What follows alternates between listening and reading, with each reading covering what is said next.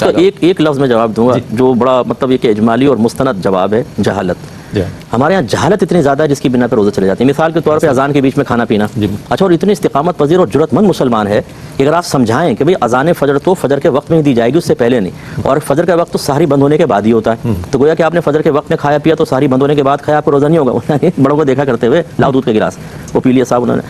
ماننے کے لیے تیار نہیں، اتنے میسج آتے ہیں، سب گھر والوں کو سمجھا کے تھک گئے ہیں، یہ جہالت ہے۔ اسی طریقے سے سائرن پہ روزہ کھولنا اور اذانوں پہ، بعض اوقات مؤذن صاحب جو ہیں وہ پہلے سائرن بجا دیتے ہیں،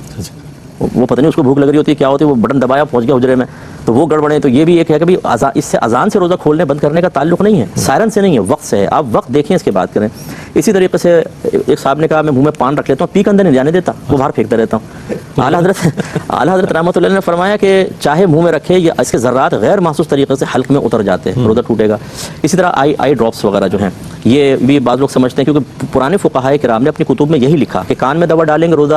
کان میں ڈالیں گے روزہ چلا جائے گا، آنکھ میں ڈالیں گے نہیں جائے گا، کیونکہ اس وقت میڈیکل سائنس نے اتنی ترقی نہیں کی تھی، تو انہوں نے ان مسائل کی بنیاد ظن غالب پر رکھی کہ شاید آنکھ میں اور حلق میں پیسے ضرورت نہیں ہے، کان میں ہے تو انہوں نے کہا کان میں دوا سے چلا جائے گا۔ اب جب مسئلے کی تحقیق ہو گئی اور یہ مسائل موقوف ہی طب پر تھے، میڈیکل پر تھے، تو مسئلہ بدلا۔ اگر وہ فقہا بھی آج ہوتے تو یہی فرماتے کہ آئی ڈراپ سے روزہ ٹوٹ جائے گا، کان میں دوا ڈالیں گے، جب تک کان کا پردہ سلامت ہے نہیں ٹوٹے گا۔ اب اس میں بعض اوقات آئی ڈراپ ڈال رہے ہیں، اس طرح انہیل کرنا، تو اس میں لکوڈ چونکہ دوا ہوتی ہے۔ ایک مجھے بھائی نے کویسچن کیا کہ وہ ان کو نیند نہیں آتی اور آکسیجن کی کمی ہوتی ہے، اس کی ایک بڑی وجہ یہ ہوتی ہے، تو اس میں ایک وہ آلہ لگاتے ہیں جس سے آکسیجن جاتی آتی رہتی ہے، تو پھر آرام سے نیند آ جاتی ہے۔ تو اب اس میں اگر لکوڈ دوا ہوگی تو روزہ ٹوٹے گا، حالت روزہ میں اگر کیا، اور لکوڈ نہیں ہے تو پھر نہیں ٹوٹے گا، ہوا تو ویسے آتی جاتی ہے۔ تو خلاصہ کلام یہ ہے کہ ہم بھائی بہنوں سے گزارش کرتے ہیں کہ تھوڑا سا ٹائم نکال کر اپنے دین کو بھی اہمیت دے کر اس کے مسائل سیکھ لیں، غلط فہمی سے بھی بچیں گے، ورنہ وہی بات جو میں اکثر کہتا ہوں، پپو پان والا ہے ٹیٹا دودھ والا، ہم وہ اپنے مسائل کا ان سے معلوم کرتے ہیں۔ جیسے وہ ایک صاحب نے 3 طلاقیں دے دی، تو وہ اماں پہنچ گئیں، کہہ رہی مسجد میں پہنچ گئی، داڑھی والے مل گئے، کوئی حافظ صاحب وغیرہ ہوں گے، آپ صاحب بچے نے 3 طلاقیں دے دی، انہوں نے کہا 60 مسکینوں کو کھانا کھلاؤ، سب ختم ہو جاتا ہے۔ وہ گئی 60 مسکینوں کو کھانا کھلایا، بہو کو جا کر کہا بھیجو بھائی، ہم نے